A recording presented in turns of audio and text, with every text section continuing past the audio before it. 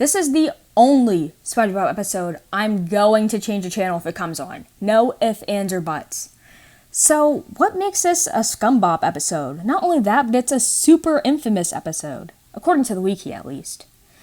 Yeah, I was kind of surprised to find that out too, because I never ever hear anyone talk about this episode. But I guess you're about to see why. It first reminds you with him trying 30-year-old coupons that Mr. Krabs is a general cheapskate.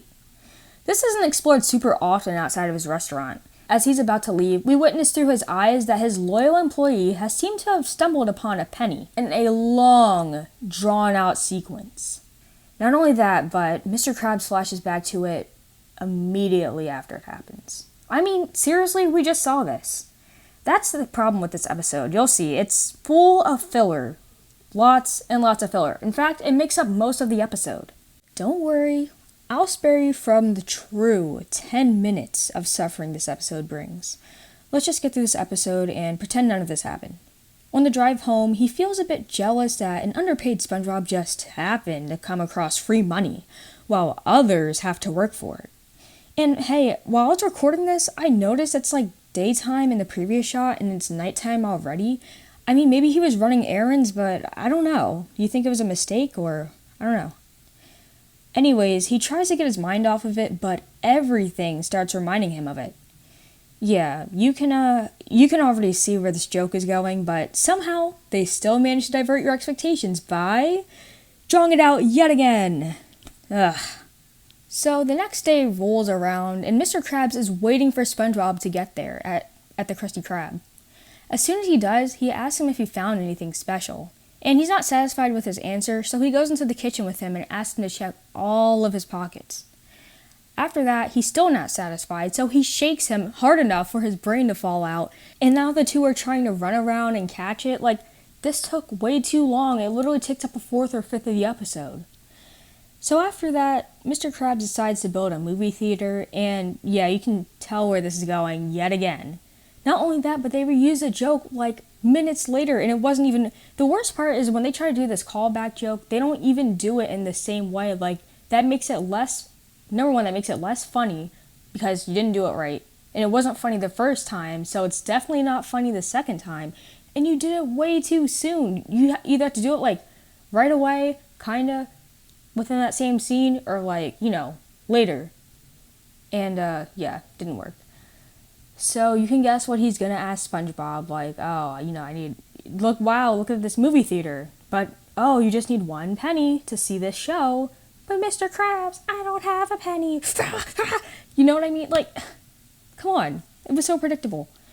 And you don't normally, I can ignore stuff like this, but he spent more money building the cinema than getting the actual darn penny.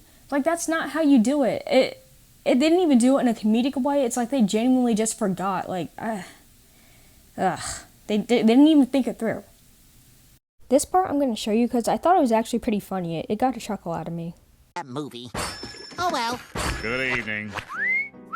And welcome to the Krusty Krab semi-annual charity night. Squidward? Something about him not even be able to get through a whole sentence without looking through the paper, it just made me laugh so hard when I first saw it. In another attempt, Mr. Krabs makes a whole penny charity so that SpongeBob can donate the penny rather than him buying something from him. Yet again, they use the same exact joke that they just used in the last scene. Sorry, I just got distracted by something crazy that showed up on TV. What the...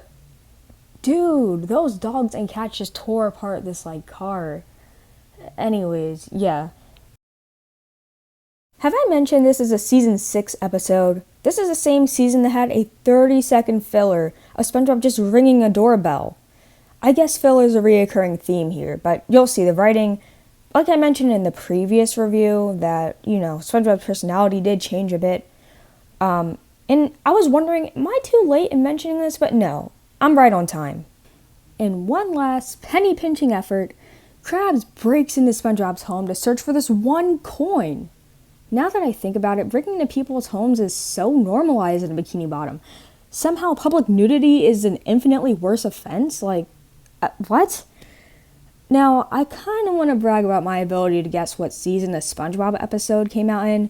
I mean, I knew this was season 6 like right away, but this scene definitely confirms it. Mr. Krabs! What is this metal detector doing on the floor? These should only be stored on special racks, and you're not wearing your metal detector handling gloves! If you think being this oblivious to someone disturbing his home and Gary being harmed, trust me, it gets much, much worse in the next season. To wrap things up, Mr. Krabs confesses that he just wanted his penny. But SpongeBob tells him that it was just a chewed up piece of gum for his collection. I guess it's not too outlandish, but whatever. Then Mr. Krabs, he kind of gets a laugh out of it and then he leaves. He gives it to Gary and he blows a raspberry at it, and that reveals that it was actually a $500 bill. That part actually caught me off guard, to be honest, so I'll give the episode credit for that. And as we pan out, we see Mr. Krabs still looking for the penny. Okay, now it's time to answer the burning question. Is this episode overhated? No. This episode is painful to sit through. It's so boring, it's a giant waste of time, and I really recommend you don't even watch it. If it comes on, just skip it, because I really cut out some stuff and summarized. That's why this review is so short, because there's nothing to review. There's nothing going on. This would have went a lot better if it was an investigation type of story, where we started by Mr. Krabs looking in his house.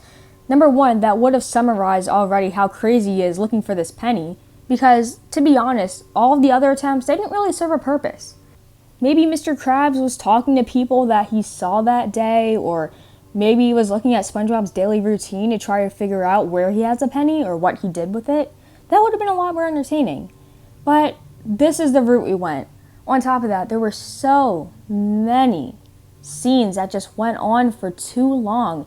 Even this scene after Mr. Krabs tears down the theater, there's this little puff of smoke and it takes forever just to get there. Yeah, that's pretty much my verdict. I don't know what yours is, but did you like this episode? If you saw it, if you did, I just have to know what on earth you could have possibly liked about this episode. Well, until next time, that's all I have to say about this, so see you later. Bye.